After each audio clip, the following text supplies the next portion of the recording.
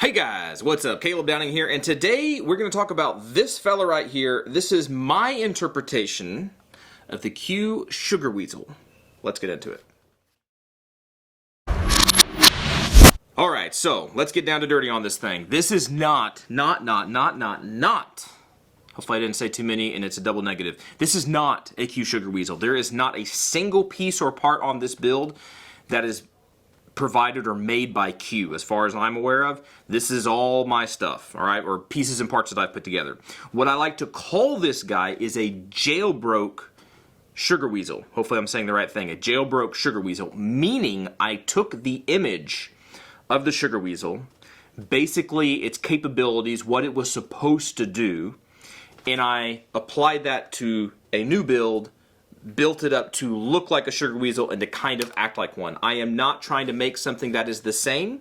I am not trying to say this is the same thing as or just as good as. I'm saying this is my funsies interpretation of the Sugar Weasel. Hopefully that gets everything out of the way. That's kind of our disclaimer for the video. Nobody provided anything that I'm aware of. Maybe the handguard, because we do work with Break Arms, but nobody provided really anything to put this guy together and build it. We decided what we wanted to do and we built this thing. So, for sake of this whole video, I'm going to do a quick little specs comparison between the Sugar Weasel and this guy, just to kind of show you some of the similarities and then really what's different. There's from 50 yards away, 30,000 foot view, whatever you want to call it, they're the same, but then they're not the same when you really get down to specs. So for the specs people that are really interested in this kind of stuff, because this is kind of a firearms review, it's kind of not, it's a build review kind of thing, but let's just get into specs and then we'll talk about this guy real quick and then we'll go shoot it.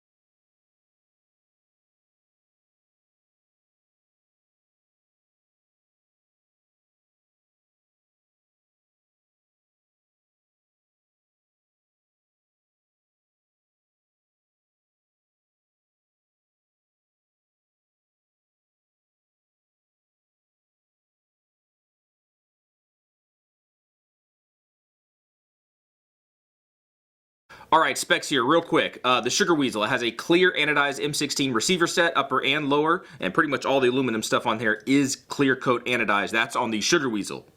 not mine. My stuff, my jailbroke version is all Cerakote. So Cerakote receiver set. Sugar Weasel's barrel is a 300 blackout 7-inch 1 in 5 twist. Aha. Mine is a Ballistic Advantage 300 blackout 6-inch 1 in 7 twist. Very different there. The Sugar Weasel's muzzle has a 25-degree taper, kind of like how Sig does theirs with a 5/8 by 24 thread. Mine is a straight up, since it's Ballistic Advantage, a 90-degree shoulder with 5/8 by 24 thread pitch. Sugar Weasel has their Cherry Bomb muzzle device. I don't do that because I don't have any Q stuff, so I have, on my jailbroke version, the Dead Air 1-port or single-port KeyMo mount or brake. Sugar Weasel has for their gas system, they have a pistol-length gas system with an adjustable gas block. I have a pistol-length gas system, but I have a Break Arms standard MilSpec gas block. Sugar Weasel has their own trigger. I think they make their own trigger. I'm not 100% sure on that one, but I have an Anderson Manufacturing single stage trigger. It's nothing fancy. It's simply it's kind of a nickel plated trigger. There's nothing really super crazy about it. Sugar Weasel has a custom 6-position SBA3 stabilizing pistol brace. I believe I have pretty much the same thing as far as that goes because I have an SBA3 brace. I have some different stuff going on the inside as far as my buffer and buffer tube, or my buffer and spring, but it is the buffer tube and the brace are SBA or are SB Tactical brands. The Sugar Weasel again has clear coat anodized 6-inch M-LOK handguard. I don't do the clear anodizing. I have a Cerakoted Break Arms. I believe it's their RG2. It may be their original RG, but they're 5 1/4 inch handguard. Mine's Cerakoted. Sugar Weasel has again clear coat anodized charging handle. I've got a standard MilSpec charging handle. The Sugar Weasel has a 90-degree fire control safety selector. I think that's pretty much just MilSpec. I can't confirm that right now because I don't have one in hand to actually confirm it, but I have a standard MilSpec 90-degree safety selector, so that's kind of the same.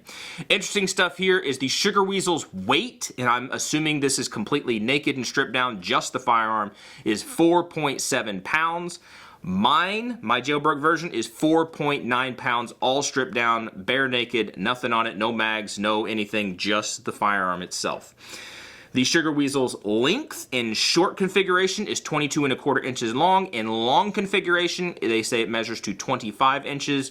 My jailbroke version is 21.9 inches short and 24.5 inches long. So hopefully that gives you guys some specs and kind of looking at the comparisons, at least on paper, because we don't have an actual Sugar Weasel to compare this guy to. That would be cool, but we don't have a Sugar Weasel to actually like stand these up side by side and show you and everything.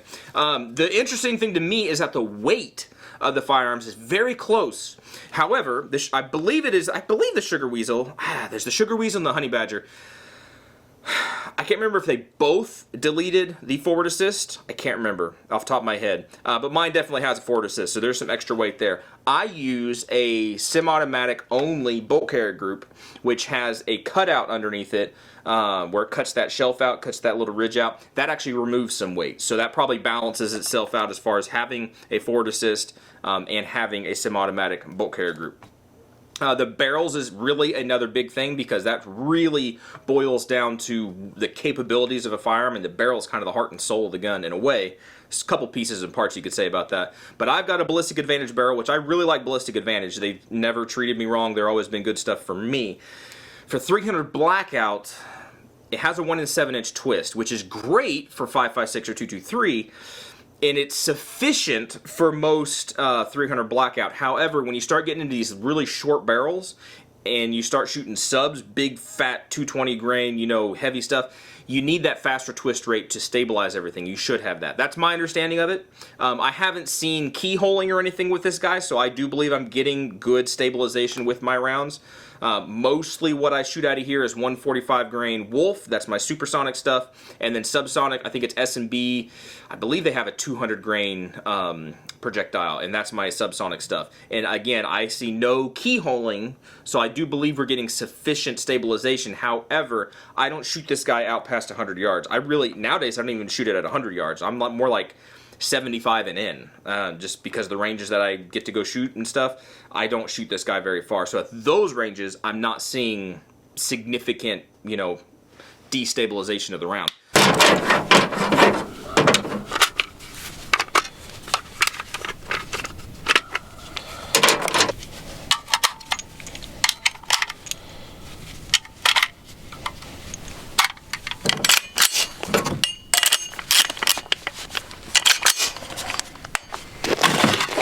So the purpose of this build, if you guys have seen my channel very long or been around here very long and heard me talk about stuff, I like to talk about keeping things in their wheelhouse and having specific purposes for things.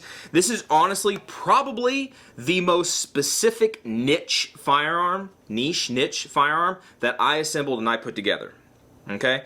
And the purpose of this guy was to fill a role of having a rifle ballistics in as small of a little thing as possible, and to utilize that when I used to be working some security stuff, right? Some church security stuff. That was this guy's purpose. I carried a pistol at the time, right? Just concealed carry stuff, nothing really special, just 9mm stuff. So I didn't want a 9mm carbine because that's just kind of stupid in my opinion. Why would you have that when you already carry a 9mm pistol? Carry something else. And so a 300 Blackout was the most viable option. A shorty little 5.56, it's not that great. I've carried one of those, used one of those when I was a cop. That's just loud, obnoxious, and terrible. Do not advise getting those. Fun range toys, but not really practical. For 300 Blackout, however, it's very practical. And I built this guy not to shoot subs, because we'll see later, he doesn't cycle subs very well at all. And he wasn't built for that. I didn't tune him for that. I don't have an adjustable gas block, so I had to build this thing primarily to cycle one or the other, either subs or supers. And I chose supers because the idea was to get, like I said, rifle ballistics out of as short of a package. I hate that word, sorry, I used it. As short of an overall system as possible. All right, to be honest, this guy got to about 90% finished, that status of 90% finished. Never settled 100% on an optic. Never really settled 100% on like one can to use on this guy because, and even the ammo and everything else. The whole reason of that is because about the time I was almost done putting this guy together and getting it like vetted and tested and I can rely on it, we ended up moving. Right, so we left that place and we moved up here to Alaska, and so this guy's basically just set on the shelf and I haven't utilized him a whole lot. I've shot him some as a host for 300 Blackout stuff, not a whole lot because I have some other 300 Blackouts that will shoot both supers and subs a lot more reliably, and so I use those for suppressor hosts. This guy is specifically made, like I've said 16 million times, for supers, and supers don't sound usually all that great when suppressed. I mean, you still got a supersonic crack, it's still just going to be loud. So this, again, this being such a niche firearm, I don't end up utilizing it a whole lot. But he's already built out, so I'm not really going to take it apart and make something else with it. It's just going to be kind of what it is. He's going to live this way. The main issues that we've had with this guy, and I've said it a couple times before, is the cycling issues, even with supers. At the time, I don't think Wolf made any supersonic ammo, or I don't think Wolf had. They might have made it, but it wasn't accessible. The Wolf steel case stuff, that stuff wasn't very accessible. So I was having to load my own rounds, which I believe, again, because I didn't get it solidified, I don't remember exactly. I think they were 124 grains projectiles, and I was pushing them as fast as I could to reliably cycle out of this guy. You know, I was just tuning the load so that it would get proper ejection and would cycle. I needed this guy to cycle. For this guy's given role, he had to cycle. Because if he wasn't, then he's just a toy.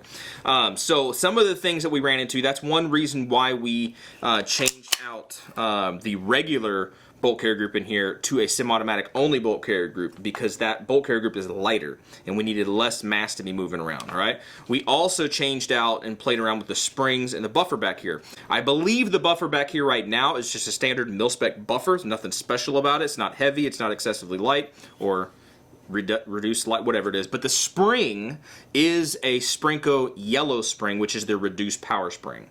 So when you combine all of that together with the rifle length gas system, and you have like a half an inch of dwell time, or maybe an inch of dwell time, not much at all. You put all that together, it will shoot supers fine. You suppress it, it will shoot supers just fine. It will shoot supers well. Subs, not always, not every time. It just depends, especially depending on the size of the suppressor. If you put a bigger suppressor on here, a lot of times you'll get more reliability out of it with subs, and that's really just because you're adding more back pressure from that can to cycle the system. Kind of. That's my understanding of it. But even with that, this is a supersonic gun.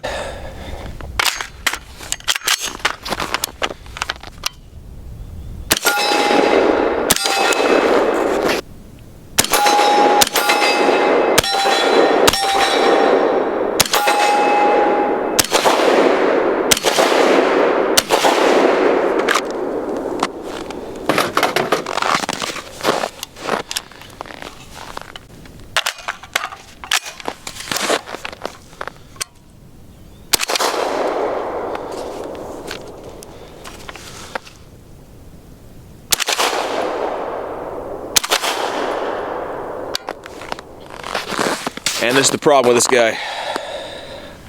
Not quite 100% reliable.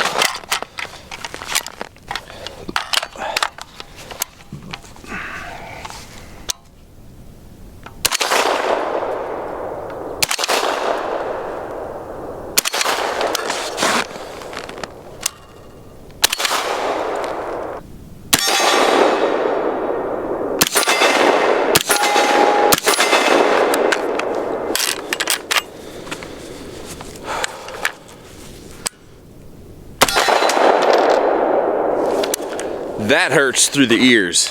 That's how bad that is. That's one shot. I heard that through the ears. That's how concussive this guy is. Surprised it didn't shatter my camera.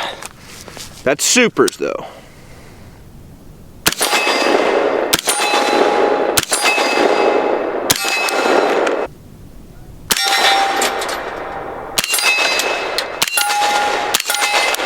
See, that is way, way better. But for a smaller package, you're not going to be carrying around that big of a suppressor.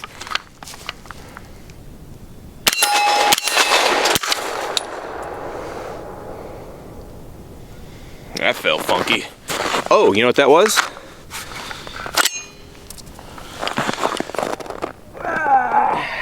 That was subs, not cycling. Haha.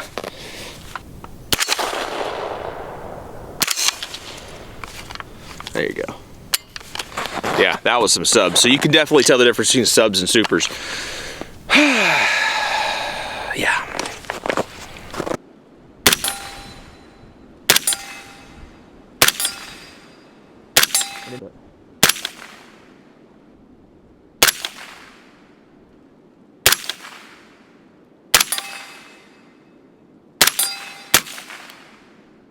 Here we have the Law Tactical folder installed, and as you can see, with that added weight of that extender that you have to have in there, it was causing some major cycling issues, especially with subsonic. Well, shoot the dirt.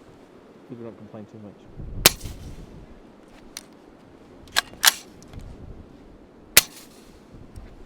All right, so we kind of talked about the why, we kind of talked about what this guy's for, and really, this is a funsies project. I like to call this my jailbroke, well, like I said, my jailbroke Sugar Weasel, but I got a couple other jailbroke firearms to where I like the look of a firearm, but I'm not willing to spend $2,000–$3,000 on it or whatever it might be, and I want to just piece it together just to scratch that itch and to have some fun.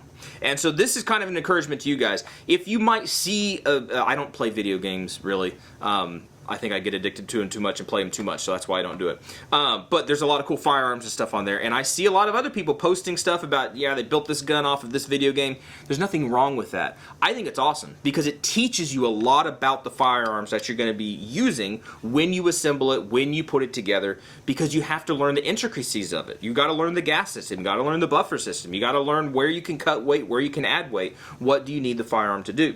So I would encourage you guys, if you have one of those guns or you have the vision or the scrat or the itch, you have the itch to get or build a gun, if it's feasible, save up for it, put it together, do some research and find the pieces and parts to scratch that itch. If it's feasible, don't go into debt and doing all that kind of stuff, getting firearms, it's not worth that. But if it's feasible, go do it. It's fun, it's educational, and I think it's awesome being able to work with your hands and build and assemble and put something together that you can use, whether it be for specific purposes or just straight up for kicks and giggles. All right, guys, I hope you found that fun. I hope you found it kind of encouraging. Get out there, build something. It's always fun to do that. I think it's fun. That's what this whole Jailbroke series is about, is building the fun stuff. It's just stuff that you might find is fun. So what firearms do you guys think of in your mind when you're like, man, I'd love to buy that gun. It just costs way too much. I wonder if I can build it. What's that firearm for you? Maybe we'll be able to build it. Maybe you'll be able to build it. I don't know. But that's it. Y'all be good to be safe. Appreciate you guys. Hopefully we'll catch you guys in the next video. See you.